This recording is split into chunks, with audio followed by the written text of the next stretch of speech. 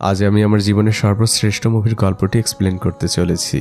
মুভির নাম heaven is beneath mother's feet, অর্থাৎ মায়ের পায়ের নিচে সন্তানের বেহেশত। এই কয়েকটি সেকেন্ড যারা দেখলেন, বিশেষ করে মুসলিম ভাই বোনেরা, আমি আপনাদের কাছে অনুরোধ করছি, যারা এই গল্পটি শোনেননি বা মুভিটি দেখেননি, দয়া করে আপনার সামনের কয়েকটি মিনিট আমাকে ভিক্ষা দিন। বিশ্বাস করুন, এটা জীবন বদলে দেওয়া এক গল্প।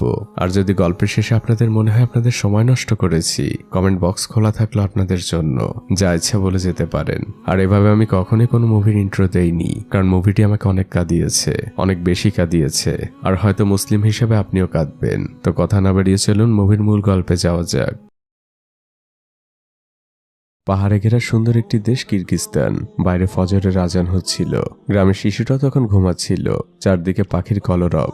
ইমাম সাহেবের সুমধুর আজানের ধ্বনি পৌঁছে যাচ্ছে গ্রামের প্রত্যেকটি কণায়। একজন বৃদ্ধ মহিলা নামাজ আদায় করছিল। নামাজ শেষে সে দোয়া করছে, হে মহান আল্লাহ, আপনার দরবারে লাখো কোটি শুকরিয়া। আপনার কাছে শুধু একটাই ফরিয়াদ, আমার মৃত্যুর পর আমার ছেলেটাকে যেন কষ্ট পেতে না হয়, আমিন। আর এরপরেই মুভির নাম লেখা ওঠে, heaven is beneath mother's feet, অর্থাৎ মায়ের পায়ের নিচে সন্তানের বেহেশত। এই বৃদ্ধ মহিলাকে আমরা দাদি বলবো। তিনি এই মুভির অন্যতম প্রধান চরিত্র। দাদি উঠেই সকালে নাস্তা তৈরিতে ব্যস্ত। সে তার ছেলেকে ডাক দেয়, বলে, আদিল ওঠো। ভোরে ওঠা মানুষদের আল্লাহ সাহায্য করেন। এরপর দাদি আসেন তার ছেলের কাছে। তারপর সে তার ছেলের মাথায় হাত বুলিয়ে দিতে দিতে বলেন, তুই কত লাকি, আল্লাহ তোকে কত ভালোবাসে, তুই সরাসরি জান্নাতে যাবি। আদিল বলে, মা আমি সত্যি জান্নাতে যাব?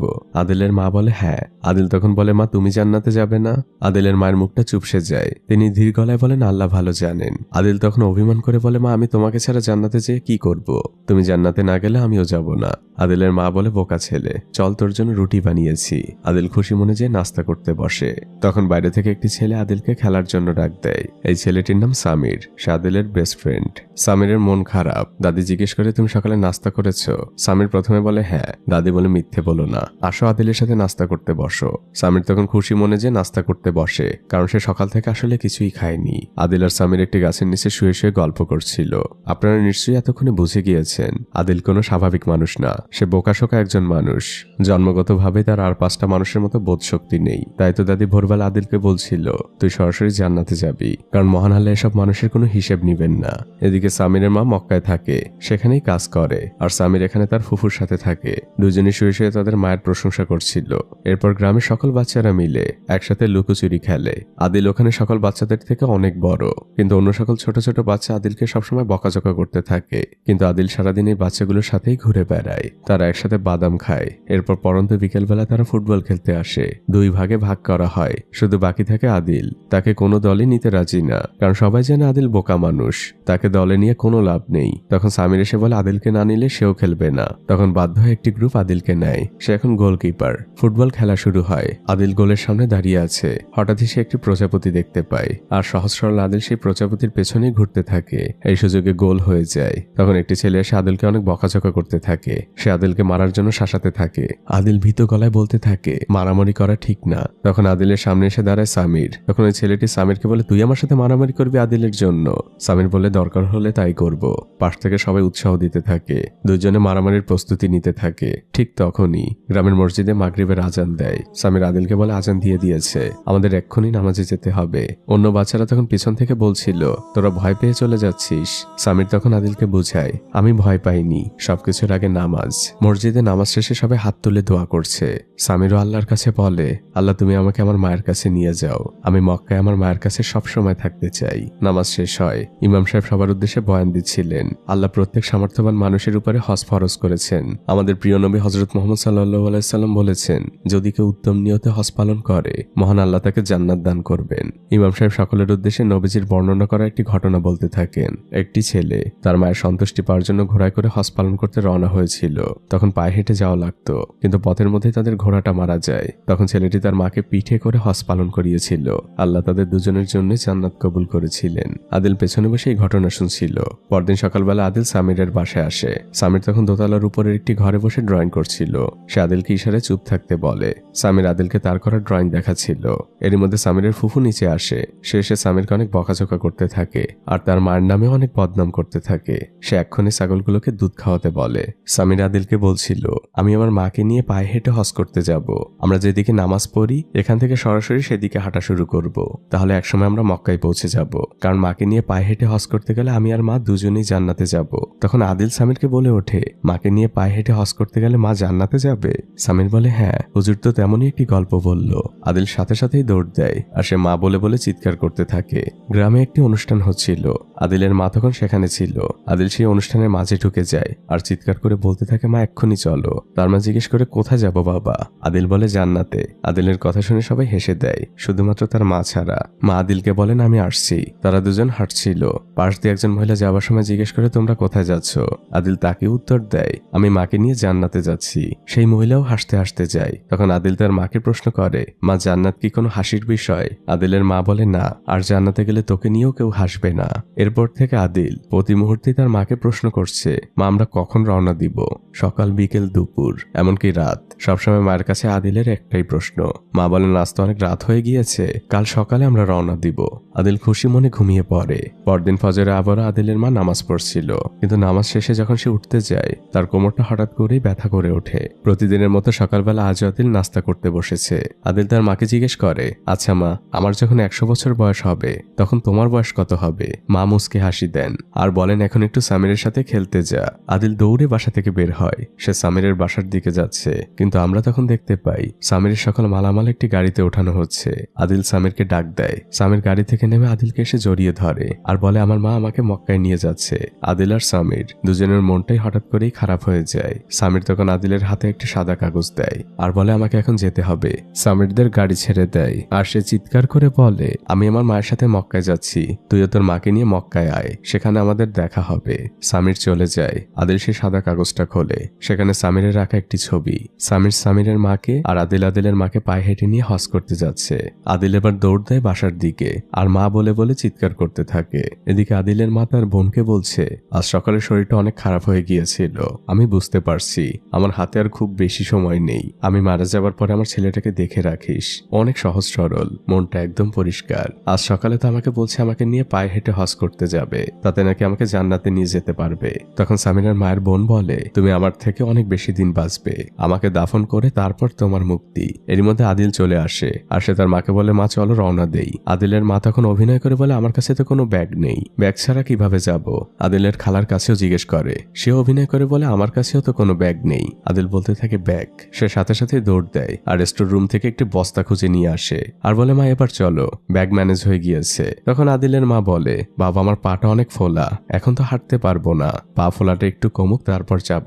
আদিল তখন আবারও চিন্তা করতে থাকে। সে দৌড়ে চলে যায় প্রতিবেশীর বাড়িতে।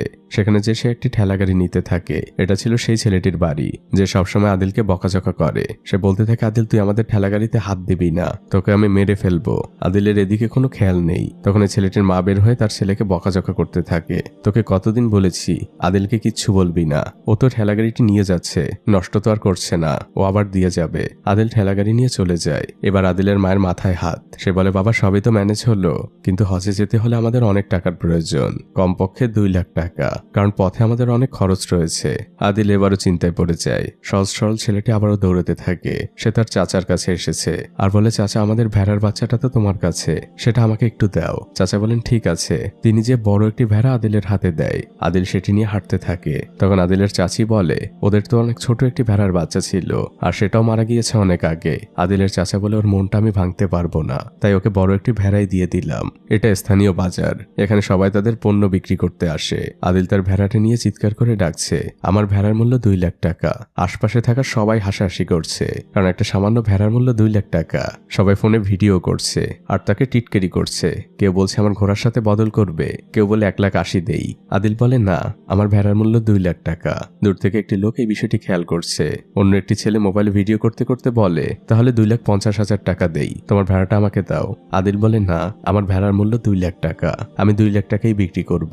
লোকটির কাছে বিষয়টা অদ্ভুত লাগে। সে আদিলের কাছে আসে আর জিজ্ঞেস করে, তুমি এই ভেড়াটি কেন 2 লাখ টাকা বিক্রি করতে চাও? আদিল বলে, আমি আমার মাকে নিয়ে জান্নাতে যাব, মক্কায় যাব, সেখানে যেতে আমার 2 লাখ টাকার প্রয়োজন। তখন আশপাশে থাকা সবার মুখটা চুপসে যায়। লোকটি তার গাড়িতে করে আদিলকে নিয়ে তার বাসায় আসে।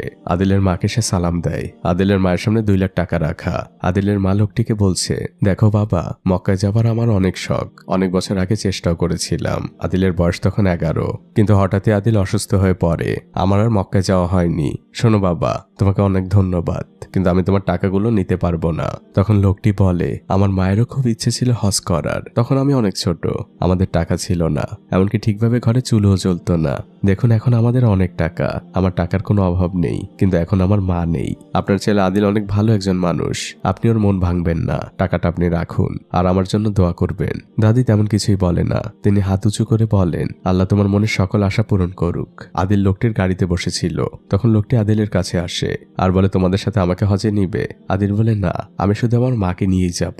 আদিল গাড়ি থেকে নেমে যায়। আদিল দৌড়ে এসে তার মাকে বলে, মা এখন চলো আমরা রওনা দেই। আদিলের মা এবার আদিলকে বোঝায়, দেখো বাবা, মক্কা অনেক দূর, তুমি যে পায়ে হেঁটে বাজারে যাও তার থেকে হাজার হাজার গুণ বেশি দূরে অবস্থিত, পায়ে হেঁটে যাওয়া সম্ভব না, বরং এই টাকাগুলো আমরা কোনো গরিব দুঃখীকে দিয়ে দিব, তাদের অনেক উপকারে আসবে। আদিলের মা রাগ করে সেখান থেকে চলে যান, কিন্তু আদিলের মন মানছেই না। গভীর রাতে সে বাইরে চুপচাপ বসে আছে, তখন মা তার পাশে আসে আর বলে, তুমি কি তাহাজ্জুদের জন্য উঠেছো? আদিল আকাশের দিকে তাকিয়ে আছে আর সে তার মাকে বলে, মা আমি তোমাকে ছাড়া জান্নাতে যেয়ে কি করব? তোমাকে ছাড়া আমি জান্নাতে যেতে চাই না। আদিলের মা বলে, আমার আর চিন্তা বাড়াস না, চল এখন ঘুমোতে চল। পরদিন সকাল হয়, আদিলের মা বাজারে যাচ্ছিল, তখন এলাকার কিছু লোক আদিলের মাকে টিটকিরি করে বলে, এই যে হাজী সাহেবের মা, ভালোই তো ব্যবসা শুরু করেছেন। আদিলের মা তখন রেগে যায়, এভাবে কেন কথা বলছো? তখন লোকটি বলে, হজে যাওয়ার কথা বলে 10,000 টাকার ভেড়া 2 লাখ টাকায় বিক্রি করছেন, ব্যবসা তো ভালোই। আদিলের মা তখন বলে, আমরা কোনো ব্যবসা করছি না, আমরা হজেই যাব, এবং সেটা তোমাদের সবার চোখের সামনে দিয়ে। পরের দৃশ্যে আমরা দেখতে পাই আদিলের মা তাদের ঘরে তালা মারছেন, তিনি সত্যি সত্যি হজের উদ্দেশ্যে রওনা হয়েছেন। তিনি তার বোনকে বলে, আমি আদিলের মন ভাঙতে দিব না, গ্রামের মানুষ ওকে নিয়ে হাসি ঠাট্টা করুক তা আমি চাই না, যতদূর যেতে পারি যাব, তারপর যেখানে বাধা আসবে সেখান থেকে ফিরে আসব। আদিলের খালা দোয়ার জন্য হাত তোলেন, আদিলও সাথে সাথে এসে মোনাজাত ধরে, আর এরপর শুরু হয় তাদের যাত্রা। গ্রামের লোকরা এখনো বিশ্বাস করতে পারছে না এই দুজন মানুষ পায়ে হেঁটে হজে যাচ্ছে, সবাই অবাক চোখে তাকিয়ে আছে। আদিলের এক বন্ধু এসে আদিলকে একটি ম্যাপ দেয় আর বলে, এটা তোর কাজে লাগতে পারে। আদিলের মা নিজের কাছে ম্যাপটি রেখে দেয়। লোকজন অবাক হয়ে তাদের দিকে তাকিয়ে আছে, কিছু লোক এসে টাকা দিচ্ছে আর বলছে আমার জন্য দোয়া করবেন। তারা এখনো গ্রাম থেকে বের হয়নি, আর এরপর শুরু হয় সেই ফাইনাল যাত্রা মক্কার উদ্দেশ্যে। তারা গ্রাম থেকে বের হয়ে হাইওয়ে ধরে হাঁটছে, দিনরাত সমানেই আদিল হেঁটে চলেছে, পাহাড় জঙ্গল সবকিছু ভেদ করে। এখনো তারা কিরগিস্তানেই। এভাবে রাত নেমে আসে আর সকাল হয়। 2 দিন পরে তারা উজবেকিস্তানের বর্ডারে পৌঁছায়। বর্ডারে তখন অনেক ভিড়। আদিলের মা ভাবে হয়তো এখান থেকেই তাদের ফিরে যেতে হবে, কিন্তু আমরা দেখতে পাই তারা খুব সহজেই ইমিগ্রেশন পার হয়ে গিয়েছে, তাদের কেউ বাধা দেয়নি। আদিলের অনেক ক্ষুধা লেগেছে, আর এটা তাদের জন্য নতুন দেশ উজবেকিস্তান। আদিল আর তার মা একটি রেস্তোরাঁয় খেতে বসেছে। আদিলের মা আদিলের জন্য উজবেক পোলাও অর্ডার করে আর নিজের জন্য শুধুমাত্র 1 কাপ চা। তিনি টাকা বাঁচিয়ে চলতে চাচ্ছেন। আদিল খুব তৃপ্তি নিয়ে পোলাওগুলো খায়। তারপর তারা আবারও পথ চলতে শুরু করে। উজবেকিস্তানের সুন্দর সুন্দর মসজিদের সামনে দিয়ে চলছে তারা। সুন্দর সাজানো গোছানো একটি শহর। পথের মধ্যেই তারা মাঝে মাঝে রুটি কিনে খাচ্ছে। তখন এক রুটির দোকানদার বলে, আপনাদের কাছে তো কিরগিস্তানের টাকা, কিন্তু এখানে তো উজবেকিস্তানের টাকা চলে, আপনি ব্যাংক থেকেই টাকাগুলো পরিবর্তন করে নিন। আদিলের মা আদিলকে একটি রাস্তার পাশে থামায় আর বলে, আমি কিছু টাকা ভাঙিয়ে নিয়ে আসি, তুমি এখানেই আমার জন্য অপেক্ষা করো। আদিলের মায়ের টাকার বান্ডিলটা পাশে দাঁড়িয়ে থাকা একজন লোক দেখে ফেলে। আদিলের মা সেখান থেকে চলে গেলে লোকটি আদিলের কাছে আসে আর সে আদিলকে বলতে থাকে, আমার মেয়ে অনেক অসুস্থ, আপনি দয়া করে আমাকে সাহায্য করুন। আদিল বলে, আপনার সাহায্য লাগবে? কেমন সাহায্য? লোকটি বলে, টাকা পয়সা লাগবে, তার চিকিৎসার জন্য অনেক টাকা লাগবে। আদিল বলে, টাকা আছে তো? টাকা আছে। আদিল টাকার বান্ডিলটি বের করে আর লোকটির হাতে দিয়ে বলে, এখানে টাকা আছে। লোকটি আদিলকে ধন্যবাদ বলে। আমরা বুঝতে পারি লোকটি তো প্রতারক। সে আদিলকে বলে, আপনি এখানে অপেক্ষা করুন, আমি ফিরে আসবো। এটা বলে লোকটি সেখান থেকে চলে যায়। কিছুক্ষণের মধ্যে আদিলের মা একটি রুটি নিয়ে ফিরে আসে। আদিল রুটিটি খাচ্ছিল আর তার মা ঠেলাগাড়িতে টাকাগুলো খুঁজছিলেন। তিনি আদিলকে জিজ্ঞেস করেন, টাকাগুলো কোথায়? আদিল বলে, টাকাগুলো তো আমি চাচাকে দিয়ে দিয়েছি, তার মেয়ে অসুস্থ, তার টাকাগুলো লাগবে। আদিলের মা বলে, এটা তুই কি করেছিস? কোন চাচা? নিশ্চয়ই প্রতারকের হাতে পড়েছিস। আদিল বলে, চাচা বলেছে ফিরে আসবে। আদিলের মা বলে, মিথ্যে বলেছে, কেউ ফিরে আসবে না। আদিল বলে, মা মিথ্যে বলা তো মহাপাপ, চাচা মিথ্যে কেন বলবে? আদিলের মা তখন আক্ষেপ নিয়ে বলে, আমি মারা যাওয়ার পরে তুই যে কি করবি মানুষ তো তোকে শুধু ঠকাবে। আদিল বলে, মা ঠকানো কি জিনিস? আদিল বলে, মা দেখো চাচা আসবে। দুপুর গড়িয়ে সন্ধে হয়ে গিয়েছে। আদিল এখনো সেই লোকটির জন্য অপেক্ষা করছে। তার মা একসময় বলে, দেখ কেউ আসবে না, আমাদের ফিরে যেতে হবে, টাকা ছাড়া বর্তমান দুনিয়ায় কিছুই চলে না। তখনই মাগরিবের আজান দেয়। আদিলের মা নামাজ পড়ছিলেন, তার পাশে অন্য একজন মহিলা কাঁদছিল আর আল্লাহর কাছে দোয়া করছিল আর আল্লাহকে বারবার শুকরিয়া জানাচ্ছিল। নামাজ শেষে আদিলের মা মেয়েটিকে জিজ্ঞেস করে, কি হয়েছে মা? মেয়েটি বলে, আল্লাহ আমার অনেক বড় একটি সমস্যার সমাধান করে দিয়েছেন, তাই তার কাছে শুকরিয়া জানাচ্ছি। এরপর তারা দুজন কথা বলতে থাকে।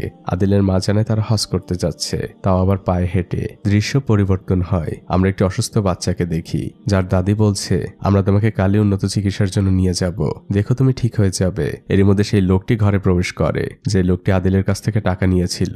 শেষে তার বাবাকে বলে, আমি ওই লোকটিকে খুঁজে পাইনি। তার হাতে একটি খাবারের থলে। তখন ওই লোকটির বাবা বলে, আমরা ওই ভালো মানুষটির কোনো প্রতিদান দিতে পারলাম না। এরই মধ্যে সেই মেয়েটি ঢোকে। সে এসে বলে, আমার একজনের সাথে কথা হলো, তারা পায়ে হেঁটে হজে যাচ্ছে, যদি আমরা ওই লোকটিকে না পাই আমরা এই খাবারগুলো এদেরকে দিতে পারি। বিষয়টি আপনারা নিশ্চয়ই বুঝতে পেরেছেন। ওই লোকটির মেয়ে আসলে অসুস্থ ছিল, টাকাগুলো তার ভীষণ প্রয়োজন ছিল, সেই টাকাগুলো আদিল দিয়েছিল।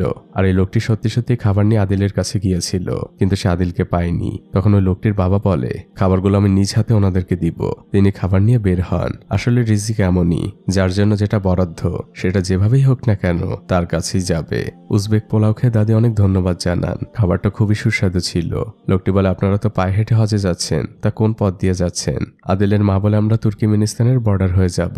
লোকটি বলে, আমিও সাইকেল চালিয়ে হজ করেছি, কিন্তু এভাবে গেলে পথ কম হতে পারে, কিন্তু তুর্কিমেনিস্তানের জন্য আলাদা ভিসার প্রয়োজন আর অনেক টাকারও, আর সেই সাথে অনেক সময়। আপনারা এক কাজ করুন, আপনারা কাস্পিয়ান সাগর পাড়ি দিন ফেরিতে করে, তারপর তুর্কি হয়ে সিরিয়ায় পৌঁছাবেন। পথ একটু বেশি হলেও এভাবেই আপনারা যেতে পারবেন। তখন আদিলের মা হতাশ হয়ে বলে, কতদূর যেতে পারবো জানি না, এমনি আমরা আমাদের টাকাগুলো হারিয়ে ফেলেছি, হয়তো ফিরে যেতে হবে। তখন লোকটি বলে, দেখুন যদি আপনার মধ্যে কনফিউশন থাকে, যদি আল্লাহর উপর কম ভরসা থাকে, তাহলে ফিরে যান। আর যদি মনে করেন আল্লাহ রাস্তায় পা বাড়িয়েছি, আপনার ইচ্ছাশক্তি যদি দৃঢ় হয়, তাহলে দেখবেন প্রতিটা পদক্ষেপে আল্লাহ আপনাকে সাহায্য করবে। আপনি ভোরবেলা ফজরের নামাজ পড়ে আল্লাহর নাম নিয়ে বেরিয়ে পড়ুন। দৃশ্য পরিবর্তন হয়। আদিলের মা প্রতিজ্ঞা করেছে, সে যেভাবেই হোক না কেন হজে যাবেই। ফজরের নামাজ শেষে সে দুহাত তুলে আল্লাহর দরবারে দোয়া করছে, হে মহান রব, আপনি আমার পথের সকল বাধাকে সহজ করে দিন, আমাকে প্রতি মুহূর্তে সাহায্য করুন। দোয়া শেষে তিনি আদিলকে ডেকে ওঠান আর বলেন, চল। আদিল বলে, মা কোথায় যাব? মা বলেন, হজ করতে। তারা দুজন আবারও আল্লাহর নাম নিয়ে বেরিয়ে পড়ে। তারা পায়ে হেঁটে হজে যাচ্ছে, এটা যারাই জানতে পারছিল পথের মধ্যে সবাই তাদের সাহায্য করছিল, কেউ খাবার দিয়ে, কেউ থাকার জায়গা দিয়ে, যে যেভাবে পারছিল তাদেরকে সাহায্য করছিল। কেউ খাওয়াচ্ছিল তাদের গাছের আঙুর। প্রত্যেকটা মানুষ তাদের এই হজ যাত্রায় সামিল হচ্ছিল। এমন করতে করতে তারা পৌঁছে যায় আরো একটি বর্ডারে। এখানে আমরা গাড়ির মধ্যে দুজন লোককে দেখতে পাই। তাদের মতিগতি কোনোভাবেই ভালো মনে হচ্ছিল না। পাশে একজন লোক তরমুজ বিক্রি করছিল। আদিলরা সেই দোকানের সামনে দিয়ে যাচ্ছিল। দাদি কিছুটা সামনে ছিল। তখন দোকানদার আদিলকে জিজ্ঞেস করে, এখানে অনেক মিষ্টি তরমুজ পাওয়া যায়, তুমি কি তরমুজ নিবে? আদিল মাথা নেড়ে উত্তর দেয়, হ্যাঁ নিব। লোকটি তখন বড় একটি তরমুজ আদিলের ঠেলা গাড়িতে উঠিয়ে দেয়। তখন আদিল সেখান থেকে চলে যেতে চায়। লোকটি আদিলকে ধমক দিয়ে বলে, শুধু তরমুজ নিয়ে গেলে হবে, টাকা দিবে না? আদিল বলে, আমার কাছে তো টাকা নেই। লোকটি তখন তার সময় নষ্ট করার জন্য আদিলকে অনেক বকাঝকা করতে থাকে। আদিলের মা এসে তখন লোকটিকে সরি বলে। এরপর তারা দুজন বর্ডারের দিকে আগাচ্ছিল। তখন গাড়ির মধ্যে থাকা সেই দুজন লোক আসে আর টেপ দিয়ে মোড়ানো দুটো তরমুজ দিয়ে বলে, আমার শাশুড়ি বর্ডারের ওপারেই থাকে, সে অনেক অসুস্থ, তরমুজ খেতে চেয়েছে, আপনারা কি দয়া করে এই দুটো তরমুজ আপনাদের সাথে করে নিয়ে যাবেন? লোকটি তার সহকারীকে দিয়ে সেই দোকান থেকে আরো বড় একটি তরমুজও নিয়ে আসে, এটা আদিলের জন্য উপহার স্বরূপ। কিন্তু সেই তরমুজের দোকানদার বুঝতে পারে বিষয়টি কি, সে সাথে সাথে সেখানে আসে আর আদিলের মাকে ডাকতে থাকে। সেই লোকটি তখন তরমুজের দোকানদারকে বলে, কাজটা ভালো হচ্ছে না। তখন সেই দোকানদার এই লোকটিকে বলে, আমি আমার চোখের সামনে কাউকে বিপদে পড়তে দেখতে পারি না। লোকটি আদিল আর তার মাকে তার দোকানের সামনে নিয়ে আসে আর সে তাদের কাছ থেকে সবকিছু শোনে। লোকটি খুবই লজ্জিত। সে বলতে থাকে, আমি বুঝতে পারিনি যে আপনারা হজে যাচ্ছেন, আমি আদিলের সাথে খারাপ ব্যবহার করেছি, আসলে বুঝতেই পারছেন এগুলো বিক্রি করে আমার সংসার চলে। আদিলের মা বলে, কোনো ব্যাপার না, তোমার তরমুজ অনেক মিষ্টি, আর তাছাড়া মহানবী বলেছেন তরমুজ তো জান্নাতি ফল। লোকটি বলে, তো আপনি খুব ভালো একটি কথা বলেছেন, এটা তো আমি এখন সবাইকে বলতেও পারবো। খাওয়া শেষে আদিলের মা হাত তুলে দোয়া করতে থাকেন। আদিলের সাথে সাথে হাত তোলে। এরপরে তারা একদম বর্ডারের কাছে চলে আসে। তখন একজন লোক হাতে একটি আগুন নির্বাপক নিয়ে সেখানে আসে আর সে আদিলদের অনুরোধ করতে থাকে এটি বর্ডারের ওপাশে নিয়ে যাওয়ার জন্য, কারণ এটি তার লাগবে না। ওপাশের একজন তাকে এটি দিয়ে উপকার করেছে। উঠেছে। আদিলের মা নিতে রাজি হয় না, কারণ সে তরমুজ বিক্রেতা তাকে বলেছিল এভাবে মাদক পাচার হয়। আদিলের মা ইমিগ্রেশনে যান আর তিনি ইমিগ্রেশন কমপ্লিট করেন, কিন্তু যখনই তিনি ঠেলাগাড়ির দিকে তাকান দেখা যায় আদিল সেই অগ্নি নির্বাপকটি তার সাথে করে নিয়েছে। আদিলের মা আদিলকে অনেক বকাঝকা করতে থাকেন, কিন্তু সামনেই গার্ড ছিল, তাই তিনি জোরেও তেমন কিছু বলতে পারছেন না। আদিলের মা ভয় পাচ্ছেন। গার্ড তাদের থামতে বলে। এরই মধ্যে দেখা যায় পাশে অন্য একজন স্মাগলারকে ধরা হয়েছে। তখন গার্ড সেদিকে দৌড় দেয় আর আদিলদের যেতে বলে। এ যাত্রায় আদিলরা বেঁচে যায়। আদিলের মা নিরাপদ স্থানে যে আদিলকে বলে এটা এখন ফেলে দে, এর মধ্যে মাদক থাকে। আদিল বলে না, লোকটি আমাকে দিয়েছে মা, আমাকে এটা ঠিকানায় পৌঁছে দিতে হবে। আর এভাবেই তারা পৌঁছে যায় নতুন একটি দেশ কাজাকিস্তানে। ইসলামিক ইতিহাসে ভরপুর একটি দেশ, চারদিকে সুন্দর সুন্দর স্থাপনা, চোখ জুড়িয়ে যাওয়ার মতো সুন্দর সুন্দর মসজিদ। আদিল তার মাকে নিয়ে সেই শহরের মধ্যে দিয়ে হাঁটছিল আর তারা শহরের বড় একটি 5 স্টার হোটেলে পৌঁছায়, কারণ ওই অগ্নি নির্বাপকের গায়ে এই ঠিকানায় লেখা ছিল। আদিল তো না ফেরত দিয়ে যাবে না। আদিলের মা হোটেলের মালিকের কাছেই ওটা বুঝিয়ে দিবেন, অন্য কারো হাতে দিবেন না। আদিল বাইরে অপেক্ষা করছিল। তাদের ঠেলা গাড়িটা ভিআইপি পার্কিং এ রাখা ছিল। তখন হোটেলের মালিক সেখানে আসে। তার সেক্রেটারি আদিলকে বকাঝকা করতে থাকে যে এখানে কেন তুমি তোমার ঠেলা রেখেছো, এটা পার্সোনাল পার্কিং এর জায়গা। এর মধ্যে আদিলের মা সেখানে চলে আসে। হোটেলের মালিকও গাড়ি থেকে নামে আর তার সেক্রেটারিকে থামতে বলে। আদিলের মা বলে আপনি হোটেলের মালিক, আপনার সাথে আমার কথা আছে, আপনার একটা জিনিস আমার কাছে রয়েছে। আদিলের মা দেখিয়ে দেয়। মালিক বুঝতে পারে এই মানুষগুলো অনেক সহজ সরল। তিনি আদিলের মায়ের কাছ থেকে পুরো বিষয়টি জানতে পারেন। আর পরবর্তী দৃশ্যে আমরা দেখতে পাই হোটেলের মালিক আদিল আর আদিলের মাকে বিশেষ আতিথেয়তায় পুরো হোটেল ঘুরিয়ে দেখাচ্ছেন। তার স্পিড বোটে করে ঘুরছিল। হোটেলের মালিক আদিলের মাকে জিজ্ঞেস করছেন ওর মাথায় হজের বিষয়টি কিভাবে আসলো। আদিলের মা তখন বলেন ইমানি শিক্ষা কখনো মানুষের কাছ থেকে আসে না, ইমান আল্লাহর পক্ষ থেকে আসে। এটা এমনি এমনিই হয়ে যায়। আর আমি ওকে ছোটবেলা থেকে হালাল খাবার খাইয়ে বড় করেছি। লোকটি তখন দীর্ঘশ্বাস ফেলে আর আনমনেই বলতে থাকে সারা জীবন টাকার পিছনে ছুটে বেরিয়েছি, এখন আমি 1000 কোটি টাকার মালিক, কিন্তু দিন শেষে আমি বড্ড একা। সারাদিন কষ্ট শেষে বাসায় যখন ঢুকি ছেলেমেয়েরা তাদের নিজেদের মতো করে ব্যস্ত আর আমার ওয়াইফ তার মতো করে ব্যস্ত। কোনো অভাব নেই। আমরা একসাথে সবাই মিলে লাস্ট কবে কথা বলেছি তাও জানি না। আর নামাজ হজ এ নিয়ে তাদের তেমন কোনো আগ্রহও নেই। আর দেখুন আপনি কত ভাগ্যবান, আপনার সন্তান আপনাকে হজ করানোর জন্য পায়ে হেঁটে নিয়ে যাচ্ছে।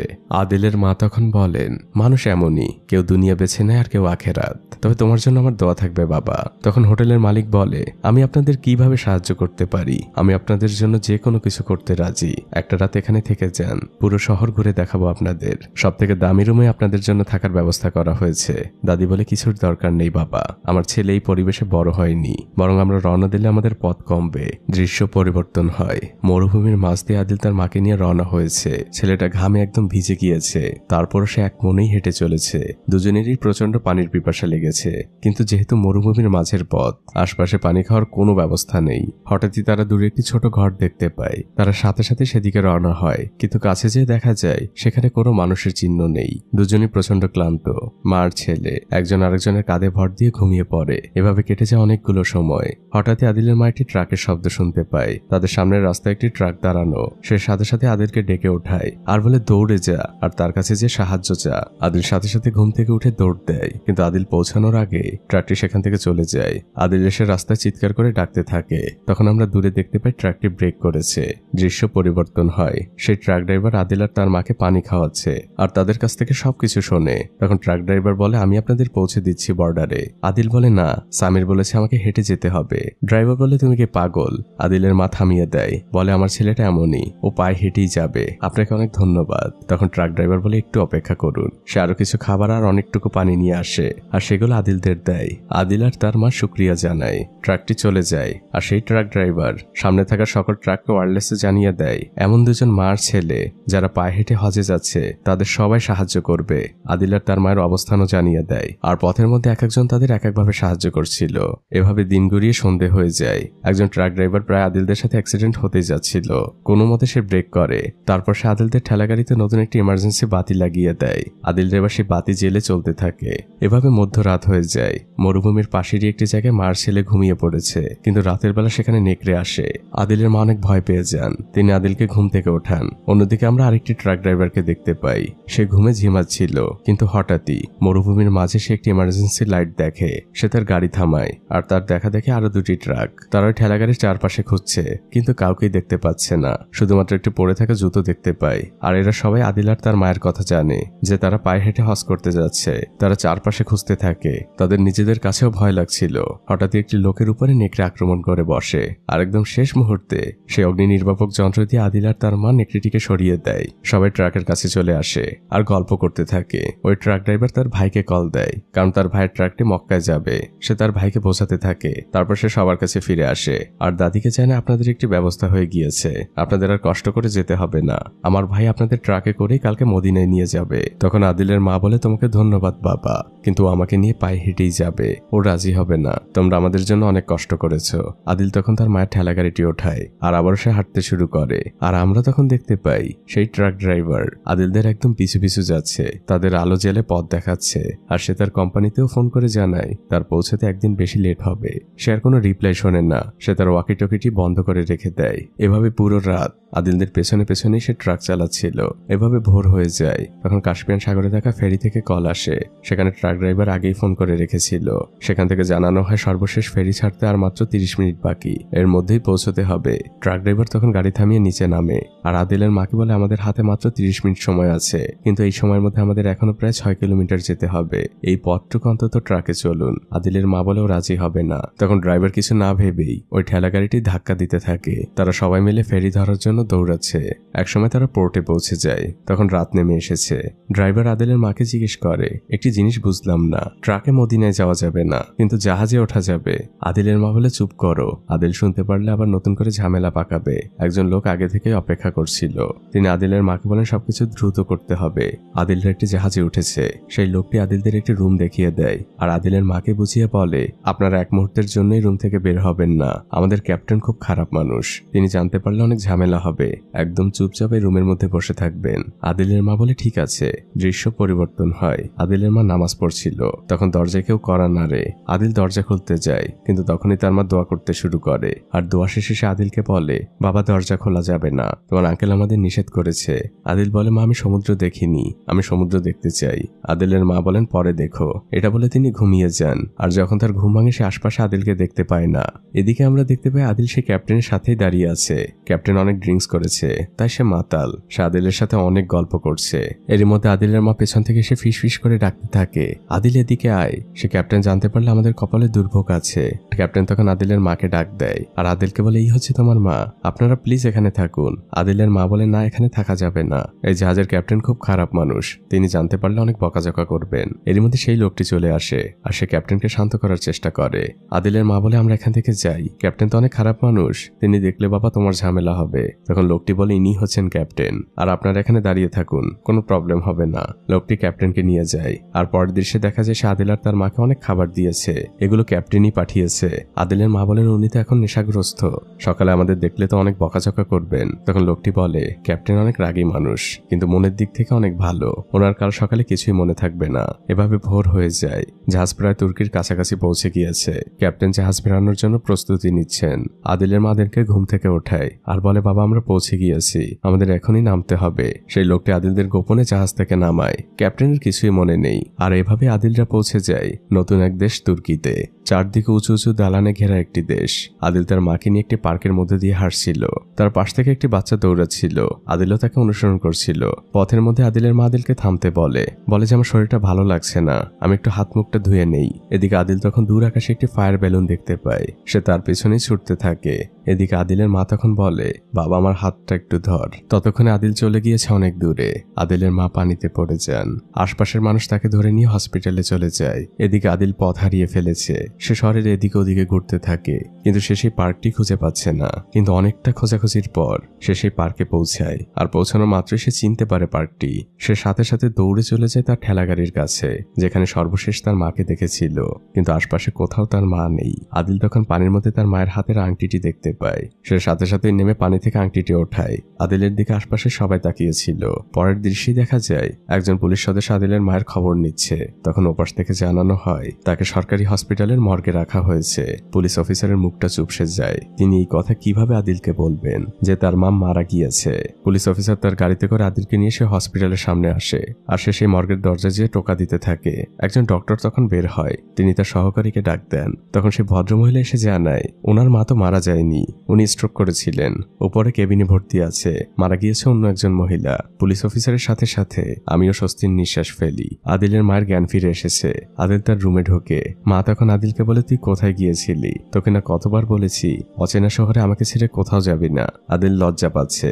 আদিলের মা তখন আদিলকে পাশে বসতে বলে আর বলে, বাবা আমার তোকে কিছু কথা বলার আছে, আমি অনেক বড় একটি পাপ করেছি। আদিল তখন বলে, মা পাপ করা তো খুব খারাপ কাজ, আল্লাহ তো পাপ করতে নিষেধ করেছে। আদিলের মার কথা আগান না। তিনি বলেন, বাবা ঠেলা গাড়ি থেকে আমার গরম কাপড়গুলো নিয়ে আয়। আদিল সেদিকেই যায়। পরের দৃশ্যে দেখা যায় আদিলের মা রেডি হচ্ছেন। তখন ডক্টর সেখানে আসে আর বলে, আপনি এটা কি করছেন? আপনি এখনই যেতে পারবেন না। তখন আদিলের মা ডক্টরকে বলে, দেখুন আমি বুঝতে পারছি, আপনিও জানেন আমিও জানি আমার হাতে সময় খুবই কম রয়েছে, আপনি আমাকে প্লিজ বাধা দিবেন না। আমার ছেলের জন্য হলেও আমাকে চেষ্টা করতে হবে। তারা আবারও রওনা হয়ে যায়। বড় রাস্তা ধরে তারা এগোচ্ছে। জঙ্গল পাহাড় অনেক পথ পাড়ি দিচ্ছে। দিন গড়িয়ে রাত, আবার রাত শেষে দিন হয়, কিন্তু আদিলের চলা এক মুহূর্তের জন্য থেমে থাকে না।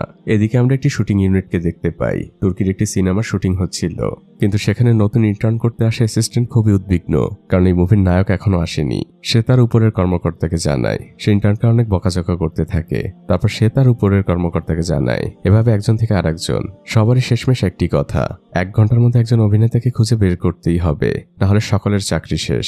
সবাই চিন্তায় পড়ে যায়। মুভির অন্যান্য দৃশ্যে শুটিং চলছিল। হঠাৎই তার মাঝে ঢুকে যায় আদিল আর তার মা। শুটিং এর লোকজন তাদের সরিয়ে দেয়। আর পরবর্তী দৃশ্যে আমরা দেখতে পাই সেই ইন্টার্ন আর তার বস, তারা দুজন মিলে আদিল আর তার মায়ের সাথে কথা বলছে। তারা তাদের খাবারও খেতে দিয়েছে। আর পাশে বসে থাকা একজন ট্রান্সলেটরের মাধ্যমে তারা জেনে নিয়েছে সবকিছু। তখন শুটিং এর লোক আদিলের মাকে রিকোয়েস্ট করতে থাকে আদিল যেন তাদের এই মুভিতে একটু অভিনয় করে দেয়, এটা তাদের জন্য অনেক উপকার হবে। কিন্তু আদিল রাজি হয় না। তখন ট্রান্সলেটর আদিলের মাকে বুঝিয়ে বলে। আদিলের মা বলে, আমি আমার ছেলেকে বোঝাচ্ছি। আদিলের মা তার ছেলেকে বোঝায় মানুষ সাহায্য চাইলে তাকে সাহায্য করতে হয়। শুরু হয় মূল মুভির সেই শুটিং। আদিল সেই মুভিতে অভিনয় করছে।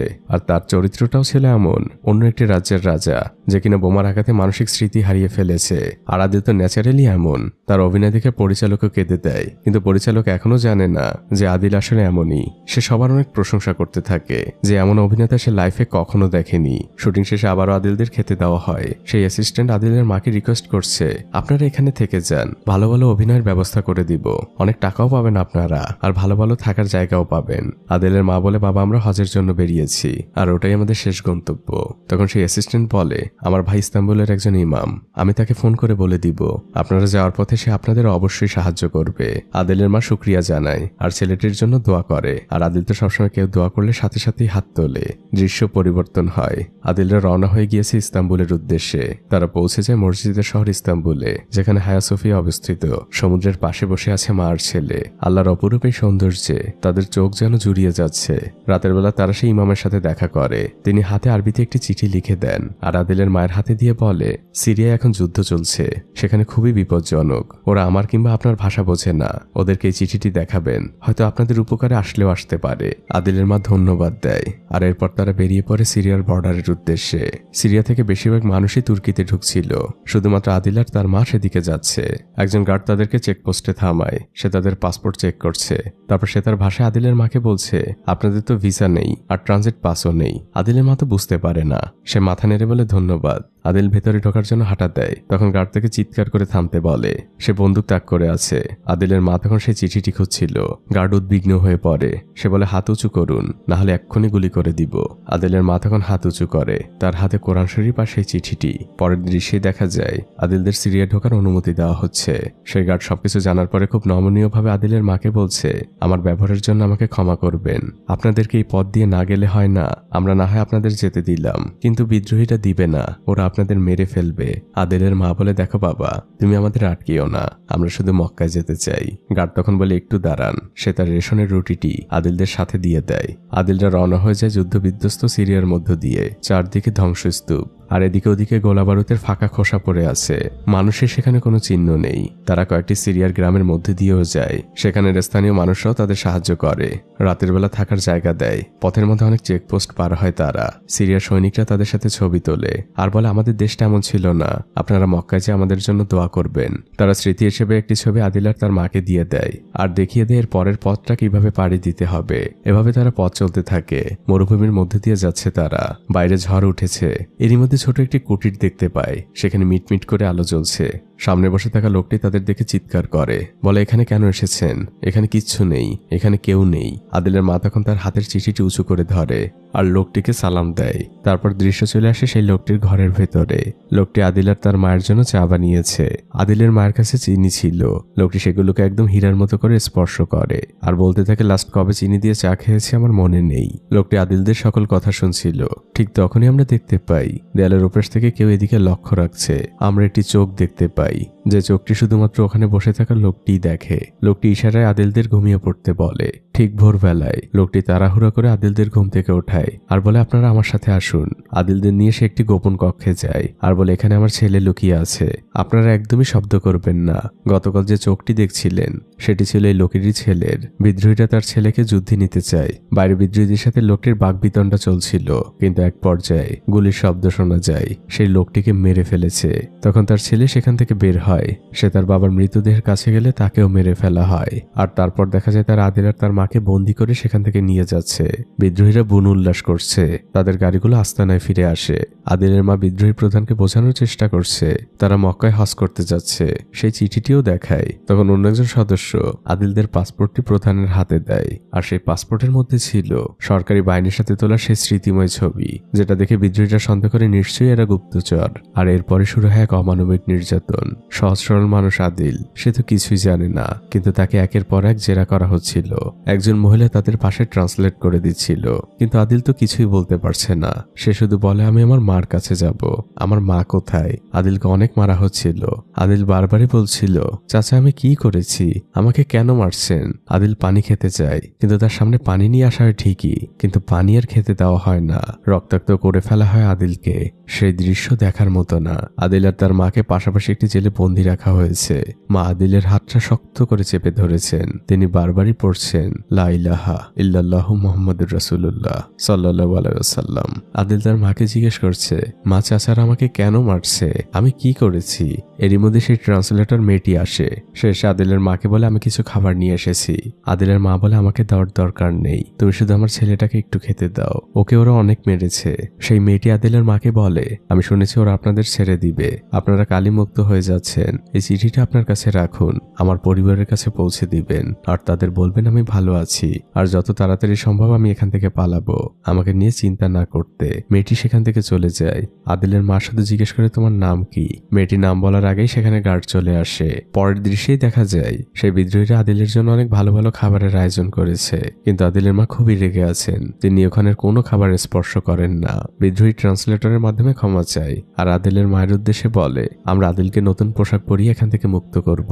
পরের দৃশ্যে তাই দেখা যায়। আদিলকে একটি কালো চাদরে মোড়ানো হয়েছে আর ওই ট্রান্সলেটরের মাধ্যমে সে বলে, আমি আপনাদের কাছে ক্ষমা চাচ্ছি। কিন্তু আদিলের মা এখনো রেগে আছেন, কারণ তার সন্তানের শরীরে এখনো কত শত আঘাতের চিহ্ন। এরপরেই তারা তাদের ঠেলাগাড়ি নিয়ে রওনা হয়ে যায় বর্ডারের দিকে। মরুভূমির পথ দিয়ে তারা চেকপোস্টের দিকে আগাচ্ছিল, কিন্তু সেই বিদ্রোহী প্রধান দূরবীন দিয়ে তাদের উপরে লক্ষ্য রাখছিল। আর আমরা বুঝতে পারি এখানে অনেক বড় একটি ঝামেলা হয়েছে।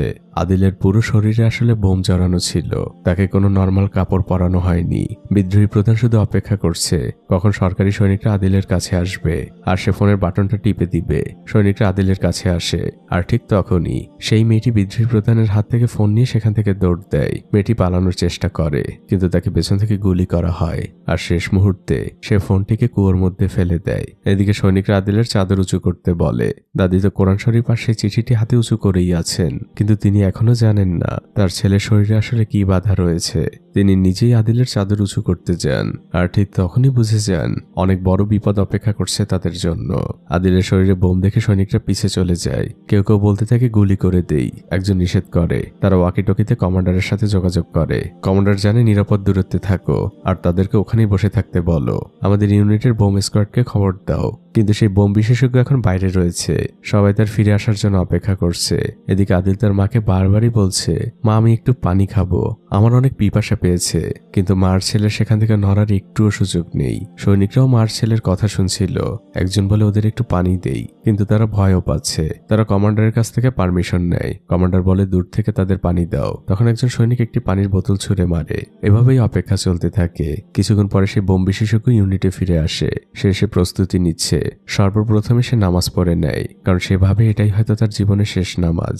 এভাবেই শুরু হয় প্রস্তুতি। ভারী ড্রেস পরে সে আর ধীরে ধীরে ধীরে আদিলদের কাছে যায়। প্রথমে সে আদিলের বোমাটা পর্যবেক্ষণ করে, তারপর সে আবার ফিরে আসে আর কমান্ডারকে জানায় এই বোমাটি নিষ্ক্রিয় করা সম্ভব না, এর একটাই উপায়, ওটাকে খুব সাবধানে শরীর থেকে খুলতে হবে, আর তাতে বিস্ফোরণের সম্ভাবনা 70 ভাগ। আমাদের হাতে সম্ভাবনা খুবই কম, শুধু একটাই আশা, আমরা আদিলের মাকে বলতে পারি, তিনি যদি আমাদের সাহায্য করেন। আদিলের মা তো এক কথায় রাজি। তাকে শিকল কাটার জন্য অনেকগুলো ব্লেড দেওয়া হয়েছে, তাদের সামনে একটি ওয়াকিটকি রাখা, সেখানে সেই অফিসার নির্দেশনা দিচ্ছেন আর আদিলের মা ধীরভাবে কেটেই চলেছেন।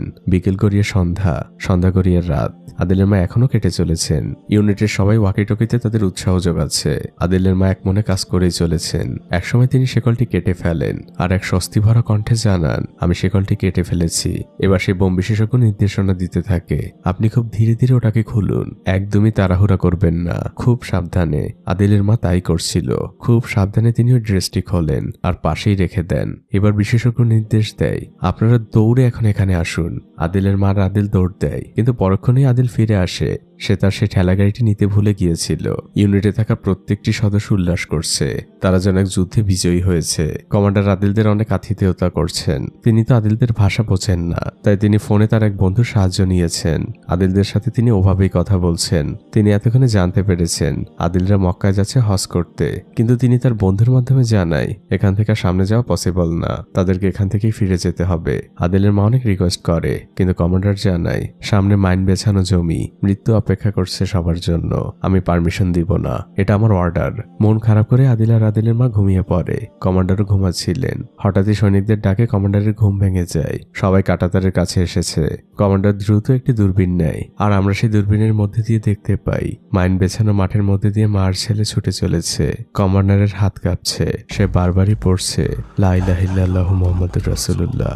এক মনেই সে পড়ে যাচ্ছে। আর অন্যদিকে আমরা দেখতে পাই চাকায় বেঁধে বেঁধে একের পর এক মাইন বিস্ফোরণ হচ্ছে। কোনোভাবে তারা কাটিয়ে যাচ্ছে। আদিলের মা মাথা নিচু করে আছেন। আদিল সামনের দিকে ছুটে চলেছে।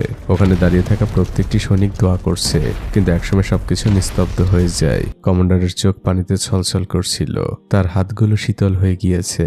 তিনি মন খারাপ করে সেখান থেকে চলেই যাচ্ছিলেন। তখন একজন সৈনিক বলে, স্যার ওই দিকে দেখুন। তিনি আবারও দূরবীনে চোখ রাখেন।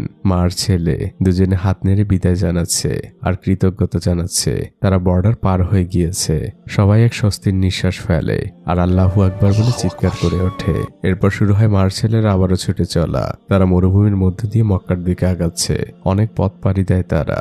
আর ফাইনালি সেই স্বপ্নের শহর, সেই পবিত্র শহর যার জন্য এত কষ্ট, তারা মক্কায় পৌঁছে যায়। দাদি মিটিমিটি করে তার চোখ দুটো খোলেন। এজন্য চোখের জন্য এক অন্যরকম শান্তি। নিজের চোখেই যেন তিনি বিশ্বাস করছেন না। তারা পৌঁছে গিয়েছে কাবা ঘরের একদম কাছাকাছি।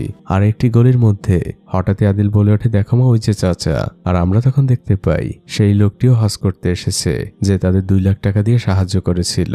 তিনি আদিলদের বলেন, আমি তো আমার চোখকে বিশ্বাসই করতে পারছি না। আপনারা পায়ে হেঁটে পৌঁছে গিয়েছেন মক্কায়, এজন্য এক স্বপ্ন। এখন থেকে আপনাদের আর কোনো চিন্তা নেই। আল্লাহর রহমতে এখন আমি আপনাদের সকল খেয়াল রাখবো। আপনারা আমার সাথেই থাকবেন। আর পরবর্তী দৃশ্যে আমরা দেখতে পাই হজের কার্যক্রম শুরু হয়ে গিয়েছে। লক্ষ লক্ষ হাজির সাথে আদিল আর তার মাও এহরামের কাপড় জড়িয়ে হেঁটে চলেছেন কাবার দিকে। চারদিকে মহান আল্লাহর গুণগান। শুরু হয় আদিল আর তার মায়ের হজ পালনের শুরু। কিন্তু হঠাৎই আদিলের মা অসুস্থ হয়ে পড়েন। তাকে হসপিটালে নেওয়া হয়। বিশেষ কেয়ার নেওয়া হচ্ছে তার। সেই লোকটি তখন আদিলের মায়ের কাছে আসে। আদিলের মা তখন ধীর গলায় জিজ্ঞেস করেন, আরাফার ময়দানে না গেলে তো আমার হজ কবুল হবে না। লোকটি মাথা নেড়ে উত্তর দেয়, হ্যাঁ। আদিলের মা বলে, আমাকে আরাফার ময়দানে যেতেই হবে। লোকটি বলে, আমি ব্যবস্থা করছি। 2 জন নার্স আপনার সাথে দেওয়া হবে। আর পরবর্তী দৃশ্যে আসে চোখের এক অন্যরকম শান্তি। 2 জন নার্স সহ আদিল আর তার মা পৌঁছে গিয়েছে আরাফার পাহাড়ের উপরে। দাদির সাথে সাথেই বসে পড়েন আর আকাশের দিকে 2 হাত উঁচু করে ধরেন।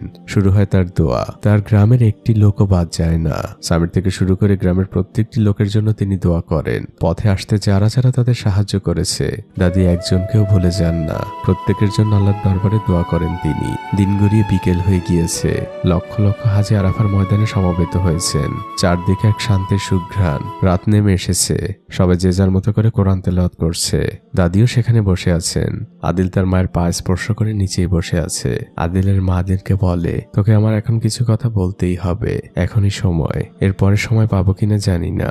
আদিল বলে কি কথা মা? তখন সেই নার্স দুজন আসেন আর আরবিক ভাষায় বলেন এখন আপনাকে যেতে হবে। তখন সেই লোকটি এসে দাদিকে বোঝায় আপনাকে ফজর পর্যন্ত আরাফার ময়দানে থাকতে হবে না, আপনি এখন যেতে পারেন। দাদি মাথার ইশারায় সম্মতি জানান। আর পরবর্তী দৃশ্যে দেখা যায় সেই হৃদয় ছোঁয়া মুহূর্ত, কোটি মুসলমানের স্বপ্ন, আমার স্বপ্ন। হজের মূল কার্যক্রম শুরু হয়ে গিয়েছে। হাজিরা তাওয়াফ করছে। সেই লাখ লাখ মানুষের মধ্যে রয়েছে আদিল আর তার মা। মাকে আদিল পিঠে নিয়েছে আর পিঠে নিয়েই তাওয়াফ করছে। এই দৃশ্যটি কখনো ভোলার না। হজ শেষ হয়, দাদি আর আদিল পাশেই বসে আছেন। দীর্ঘক্ষণ তারা দুজন কাবা ঘরের দিকে তাকিয়ে আছে। দৃশ্য পরিবর্তন হয়। আমরা আদিলের মায়ের মুখে অক্সিজেন মাস্ক দেখতে পাই। আদিল তার মায়ের পাশেই বসে আছে। সে তার মাকে বলছে মা এখন তো আমরা দুজন একসাথে জান্নাতে যেতে পারবো। আদিলের মা কাঁপা কাঁপা হাতে তার মুখের মাস্কটি খোলেন আর আদিলকে বলেন সোনা মানিক আমার, আজকে তোকে এত বছরের জমানো সেই কথাটি বলি, আমি আসলে তোর আসল মা না। আদিল বলে মা আসল মা কি? তখন আদিলের মা বলতে শুরু করে সালটা ছিল 1989। তারও 20 বছর আগে আমার বিয়ে হয়েছিল, কিন্তু আমার কোনো সন্তান হয়নি। তাই 20 বছর পরে আমার স্বামী আমাকে ছেড়ে দেয়। আমি গ্রামে ফিরছিলাম স্টেশনে ট্রেনের অপেক্ষায়। তখন পিছন থেকে একজন ফর্সা মহিলা আসলো আর সে তার কোলের বাচ্চাটিকে আমার হাতে দিয়ে বলে আপনি প্লিজ ওকে একটু ধরুন, আমি এক্ষুনি আসছি। তারপর সে চলে গিয়েছিল। আর কথা উল্টে আমি যখন তোকে প্রথম দেখেছিলাম আমার মনটা একদম ওলটপালট হয়ে গিয়েছিল। আমি তোকে নিয়ে স্টেশনে হাঁটতে শুরু করলাম। অনেক কাঁদছিলি তুই, কোনোভাবেই থামানো যাচ্ছিল না। তোর তখন তোর আসল মায়ের প্রয়োজন ছিল, কিন্তু এভাবে সময় কাটতে থাকে, তোর মায়ের কোনো খোঁজ নেই। আমি তোকে মিথ্যে দুধ খাওয়ানোর অভিনয় করলাম যাতে তোর কান্নাটা থামে, কিন্তু এভাবে 3 দিন অপেক্ষা করেছিলাম আমি স্টেশনে, কিন্তু তোর মা ফিরে আসেনি। তাই ভাবলাম হয়তো আল্লাহই তোকে আমার জন্য পাঠিয়েছে। কোনো কিছু না ভেবে তোকে নিয়ে উঠে গেলাম গ্রামে ফেরার ট্রেনে। ঠিক তখনই জানালার বাইরে দেখি তোর মা অপেক্ষা করছে, তোকে চারদিকে খুঁজছে। প্রচন্ড হিংসে হলো আমার। এই 3 দিনে তোকে বড্ড বেশি ভালোবেসে ফেলেছিলাম। আমি চাইনি তোকে ফেরত দিতে, তাই লুকিয়ে রেখেছিলাম তোকে। চলে এসেছিলাম এই গ্রামে। আমি অনেক বড় একটি পাপ করেছিলাম, জানি না আল্লাহ আমাকে ক্ষমা করবে কিনা, কিন্তু আজ তোকে জানিয়ে গেলাম আমি তোর আসল মা না, তোর আসল মা অন্য কেউ। আদিল বলে আমার অন্য কোনো মায়ের দরকার নেই, তুমি আমার মা, আমি তোমাকে ভালোবাসি। আদিলের মা বলে আমিও তোকে অনেক ভালোবাসি রে। আদিলের মা মুস্কি হাসি দেন আর বলেন বাবা আমি এখন একটু বিশ্রাম নেই। আদিল বলে ঠিক আছে মা। সে তার মায়ের কম্বলটি টেনে দেয় আর বাইরে বসে অপেক্ষা করতে থাকে।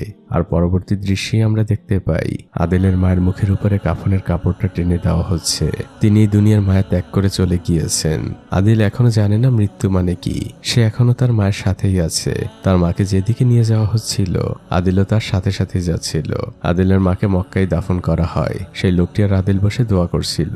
দোয়া শেষে আদিল জিজ্ঞেস করে চাচা এখন কি মা জান্নাতে যাবে? লোকটি বলে ইনশাল্লাহ। আদিল বলে মা আমাকে সবসময় বলতো আমিও জান্নাতে যাব। লোকটি বলে হ্যাঁ, তোমার উপর আল্লাহর বিশেষ এক রহমত রয়েছে, তোমার হিসেব অনেক সহজ। আদিলের চোখ বেয়ে পানি পড়ছে। সে বলে চাচা আমাকে কত অপেক্ষা করতে হবে জান্নাতে যে মাকে দেখার জন্য?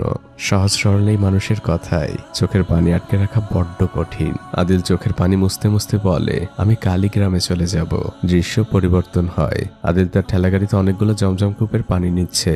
সেই লোকটি এসে জিজ্ঞেস করে এত পানি দিয়ে কি করবে? আদিল বলে আমার গ্রামের মানুষদের জন্য। লোকটি আদিলের হাতে বিমানের টিকিট দেয় আর বলে তোমাকে এখন আর কষ্ট করে ফিরতে হবে না, তুমি আরামেই ফিরতে পারবে আর খুব কম সময় লাগবে। আদিল বলে না, আমি পায়ে হেঁটে এসেছি, পায়ে হেঁটেই ফিরে যাব। লোকটি আদিলকে অনেক বোঝায়, কিন্তু আদিল তার ঠেলাগাড়িটি নিয়েই হাঁটতে শুরু করে। লোকটি এক দীর্ঘশ্বাস ফেলে আর তার ব্যাগটি সঙ্গীতের হাতে বুঝিয়ে দিয়ে বলে এগুলো নিয়ে তোমরা চলে যেও, আমি ওর সাথেই ফিরবো। লোকটিও আদিলের সাথে হাঁটা শুরু করে আর আদিলকে জিজ্ঞেস করে তুমি পায়ে হেঁটে কেন ফিরবে?